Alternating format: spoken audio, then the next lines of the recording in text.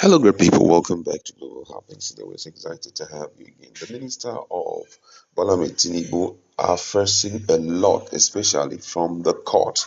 The first was the case of the NYC Cup minister. Right now, she's been dragged before a law court, and the move is towards stripping her of all the benefit of a minister and also stripping that office from her hand. But this time around, the one we are looking at is the case of Umahi. Works Ministry is under fire now over the issue of inflating contract price, contract amount. We are going to be looking at full details of it because the case is currently before the lawmakers, and we're going to be looking at it in details. Now, according to the news, drama ensued at the House of Representatives ad hoc committee investigative hearing on Thursday as a construction company, DC Engineering Limited, accused officials of the Federal Ministry of Works of inflating a road contract from 9.8 billion naira to 54.3 billion naira. They inflated it from 9.8 billion to 54.3 billion naira. Construction and rehabilitation of 41-kilometer Ijebu Ibo Ita Ibadan Road has been halted for over 5 years after its award of contract and became a source of deep concern, leading to the setting up of an ad hoc committee by the Speaker, Right Honorable Tajuddin Abbas. The Executive Director of DC Engineering Limited, Engineer Adedeji, who was summoned for appearance by the Chairman of the Committee, Honorable Kwamoti Bitrus Lorry, revealed in full glare of the public that the contract was supposed to be completed within 2 years, but it took the Federal Ministry of Works 5 years, 2018 to 2023, before it was able to pass or to pay 15% mobilization fund of 1.3 billion naira. Armed with documents including the letter of award of contract, Engineer Adedeji alleged that, having been inflated, it became a challenge for the federal government to fund the project. The slow pace of the work was due to lack of release of funds. According to him, the 15% mobilization fee was paid in several installments until about a few weeks ago, when the last installment of the 15% was paid. Adedeji said his company had approached the Ministry of Works to review the contract sum from 9.8 billion naira to at least 14 billion naira due to the high cost of materials, but the Ministry of Works refused. He said they were surprised to notice that the same ministry that refused to review the contract upward to at least 14 billion naira re-awarded the same contract to Area Tech Construction Limited at the sum of 54.3 billion naira without the termination of their contract. The Director of Highway South, Federal Ministry of Works, Engineer Adedemola Kuti, who represented the ministry before the committee, said the ministry has terminated the contract of DC Engineering since September 2022. He was, however, silent on why they refused to review the contract sum upward to at least 14 billion naira as requested by the DC Engineering, but went ahead to re-award the same contract to another company, Area Tech Construction Limited, at the sum of 54 billion naira.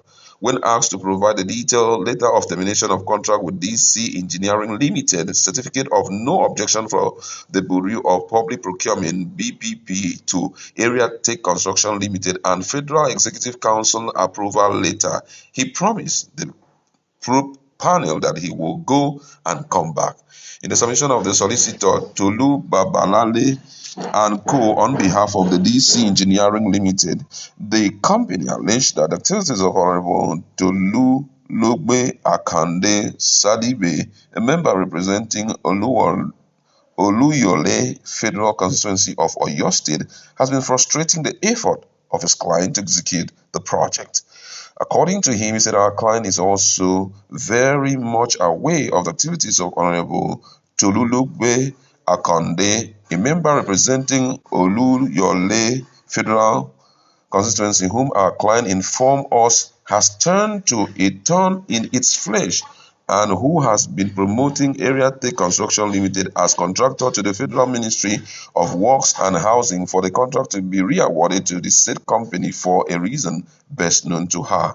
This vexed issue is known to everyone in the ministry, especially two particular directors working hand in hand with them, and all attempts have been made to re-award the contract for the sum of 54.3 billion naira from the initial contract of 9.8 billion naira to Area Tech Construction Limited, whom we understand had signed an agreement with the ministry and has submitted advance payment guarantee from its bank. This is a big distraction to our client, but note that our client wrote for an upward review of this contract sum to an amount for below 54.3 billion naira, but the request was ignored, and yet some people in the ministry wanted to re-award the job to someone else for 54.3 billion naira, all in a desperate attempt to defraud the Federal Ministry of Nigeria.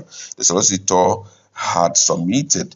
Responding to the allegation of Honorable Sadigbe's involvement in the contract, the Director of Highway South, Federal Ministry of Works, Engineer Adedamola Kuti, denied having any deal with Sadigbe. However, he admitted sending her a congratulatory message after she emerged victorious in the last general election. Sadigbe also denied having any relationship with the contractor Area Tech Construction Limited, threatening lawsuit over the allegation against her. The chairman of the ad hoc committee, Honorable True, said the committee is not witch hunting anyone, but to ensure they get to know the cause of failure of the road project and the way forward. He alleged the fear of the DC Engineering Limited that the company will not get justice from the probe panel, since Sadigbe is also a member of the parliament and a mover of the motion resulting in the setting up of an ad hoc committee. Laurie said, though the committee was set up at the instance of Sadigbe's motion, she is not a member of the committee and she has been excluded from all the committee's activities except her invitation to respond to the allegation against her. On Engineer Adeda Molakuti's position that the contract of DC Engineering Limited with the Federal Ministry of Work has been terminated in September 2022 and that the company is owing the ministry, the committee was thrown into a confusion when the executive director of DC Engineering Limited, Engineer Adedeji, said the ministry has just paid some amount of money to them about 2 weeks ago as part of the 15% mobilization fee. When Laurie asked the host community of the said project to clarify which company is now handling the project or whether no contractor is on site, the chairman of Olojoro Road Joint Communities Forum, Oloyole LG, Oyo State, said, "We are not aware of any contractor on the site from DC Engineering Limited. Their equipment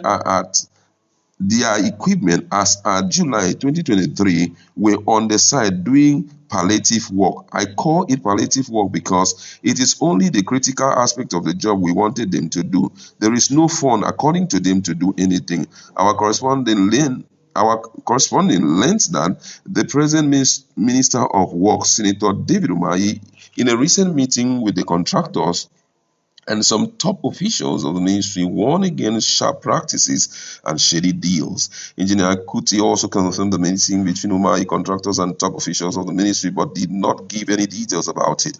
The representative of the Public Complaint Commission, Honorable Asuwaju Bello, Commissioner Oyo State, blamed the maze of the Nigerian road on the activities of the Ministry of Works official.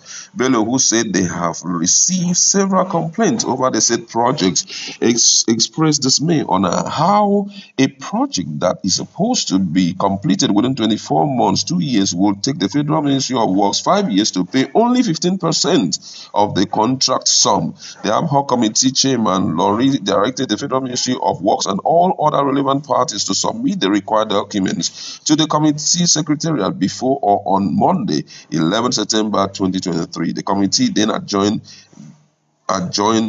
it to a later date. That was a long read. Umahi is already facing so much from the previous